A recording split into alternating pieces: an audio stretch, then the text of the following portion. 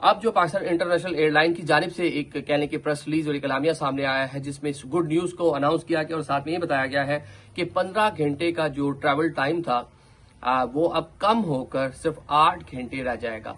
मतलब आपका जो फ्लाइट टाइम होगा वो 8 घंटे होगा। पहले माजी में वहां से आना जाना होता था तो ट्रांजिट फ्लाइट आपको लेना पड़ती थी। जिस मुल्क की एयरलाइन होती थी उस मुल्क के अंदर ही उसका लेओवर होता था, ट्रांजिट होता था। खसूसन लोग जो है ज्यादातर ये जो अरब कंट्रीज हैं यहाँ पर या ओमान में या फिर आप देखें कि तुर्की में, खासा जो टर्किश एयरवेज है उसका भी बड़ा एक कह लें कि फ्लीट है, बड़ा उसका फ्लाइट ऑपरेशन था। तो ये वो बड़ी एयरलाइंस थी जिनका अमूमन लोग ज्यादा इस्तेमाल कर रहे थे।